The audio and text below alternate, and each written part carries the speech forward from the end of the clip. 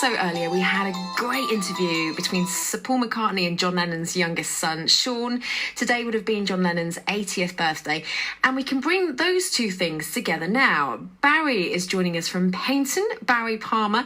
Barry is a singer, and as it happens, you worked extensively with Mike Oldfield, didn't you, Barry?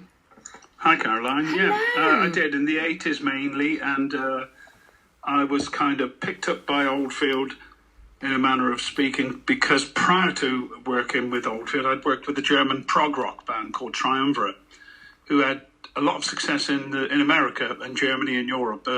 Ironically, of course, not in my home country, although they were assigned to a label called Harvest, which was part of the EMI group. And it just, by sheer fluke, really, as I'm sure you know how these things happen, they never go according to plan, but No. they do go according to, coincidence and fluke.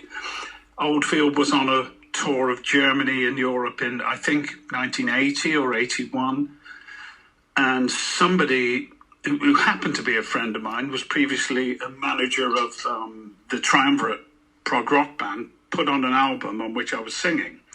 And Oldfield was impressed, I assume, because he wanted to track me down and invite me to come and sing with him. It was a long battle to do that, because I was living in North Yorkshire at the time, and I'd left the Musicians' Union, which I had been a fully paid up member of for some years, and he struggled to track me down because I was by no means a household name. So he was just looking for a guy called Barry Palmer and asking everyone.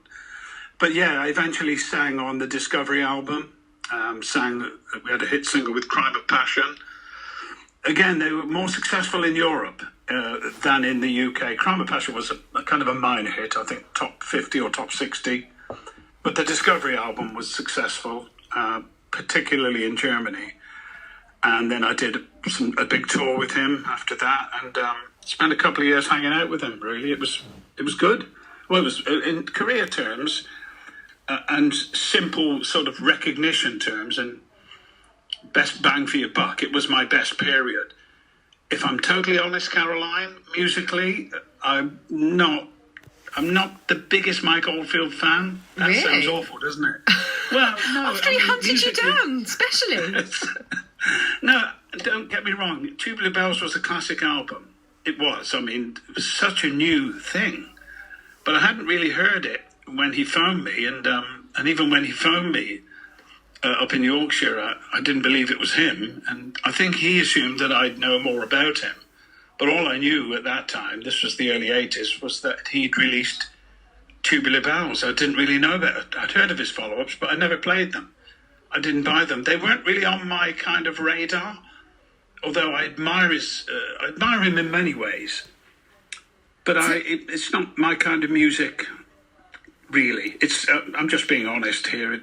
It's not the kind of stuff I would go out and listen to. So what makes a classic album choice for you then? Well, for me, you see, I like lyrics. I'm a big fan of good lyrics, because I write songs. I've got my own album out, and I'm very happy with it. It's called Night Thoughts, and I realise, Caroline, that a lot of people don't really care about the lyrics. They just want to hear a good groove. I like dance. lyrics.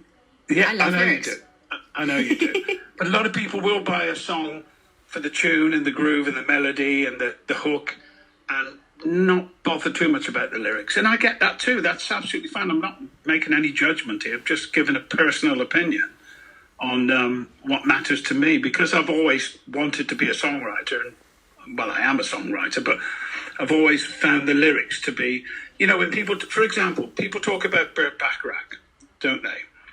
But not many people talk about Hal David. Hal David wrote every lyric of every Burt Bacharach song.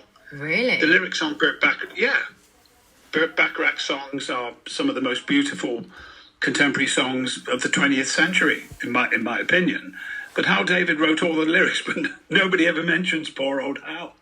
So that's my thing, really. I think lyricists should be, perhaps just given a tad more credit now and again. So for me, the music that I love has to have great lyrics. It's got to have the poetry in it. Yes, for me. And I don't expect everyone to agree. if you get that blend of perfect lyrics and perfect melody that somehow gels, then you have a classic album. My favourite classic album goes way back, and it's an album by the Beach Boys called Pet Sounds. And funnily enough, Caroline, if you don't know it, there's a beautiful song on it called Caroline No. So you should check it out. Really? I will. Oh, yeah. Well, because, I don't know if you find this, there are always songs that people will sing at you that you have your name in, and some you like and some not so much. I won't say which because I don't and you have have the Neil anybody. Diamond one, Sweet Wow. Caroline. Do you know, see, this is where I get into trouble because Sweet Caroline is a very, very popular song and people adore it. But when you've had that screamed at you on, a dance floor, end of a wedding, many, many, many, many times, it loses the appeal so slightly. And even my husband now has taught my 5-year-old to sing it at me. Just as loudly as he That's can. grounds for divorce, Caroline. Isn't it just? I know, right? It really is. That's not fair. But no, check out the Brian Wilson song. On the Beach Boys album called Caroline No. It's a thing of beauty, but the whole album is a thing of beauty. I'd recommend all your listeners to get onto the Alexa and play a few tracks off Pet Sounds. Some of them will be well known, God Only Knows, for example. Oh, yeah. But some of the lesser known songs on there, they never fail to... I still play it. I have it on CD now, and I still play it. But of the modern stuff, of course... You've mentioned the Beatles a few times today, and that's kind of predictable, hard not right? to, isn't it? Yeah, absolutely, because they've come up so many times in people's choices. And of course, as we've mentioned, it would have been John Lennon's 80th birthday today. Now, what people, again, won't know about you, Barry, possibly, is that you actually wrote a song about John Lennon. I did. I wrote it a while ago, and I recorded it. And although it sounds kind of... almost embarrassed to say it, I meant it. I wrote what I felt. I wrote it as a sort of lyrical letter, really, and then I put the music to it. Then I went up to my co-writer, Dave Duncan, up in London, and we polished it off together, and we just were very fond of it, and for the people that have heard it, I've had such a strong response, but I have been lazy in terms of plugging and promotion, Caroline, because all my stuff is independent. I recorded my album on which the song you're talking about exists. We did it properly, professionally, went in the studio. We worked with some fantastic musicians. Some of my old Oldfield colleagues were performing on there, Mickey Simmons notably. And when we finally made it, I kind of just left it. I left it sort of hanging in the ether. What I should have done, possibly, was to locate a business manager, an agent, a plugger, and that kind of thing. But honestly, when the album was finished, I was so happy with it. I thought, well, if it flies, it deserves something. If it doesn't fly, I won't lie in bed grinding my teeth about it. I'm very proud of it. I don't want to sound like I don't care. I do care, but I sort of think that if people hear it and it's got some energy to it and they like it, it'll find a way. I still believe in it. And I think the song that I hope you might play shortly is an example of a good song that possibly needs more exposure. Am I too lazy to do the work myself?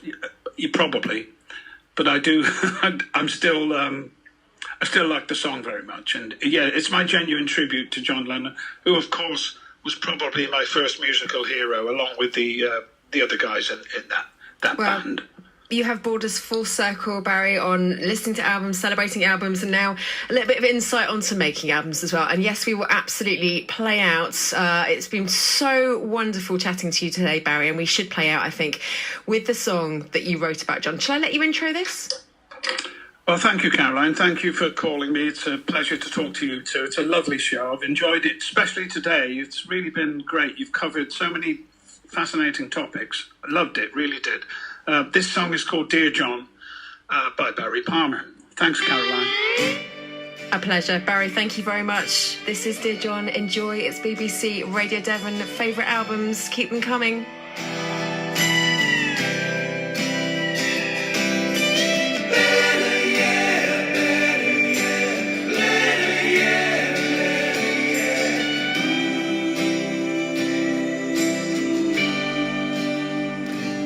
Dear John. Imagine all the people living for today, like you said. I think they misunderstood. John, it's not looking good. Skies are darker, not clear. John, I wish you were here. Dear John, you were something in my life, but we can't get back to how we were then. Guess I should have known better, but I wrote you this letter. It's just from me to you, but I swear each word is true. Now we live in times of trouble, and the road is long and tough. With a whisper words of wisdom, you said all we need is love. Can we ever get enough? That's Dear John by Barry Palmer in Painting, a tribute to John Lennon, who would have been 80 today.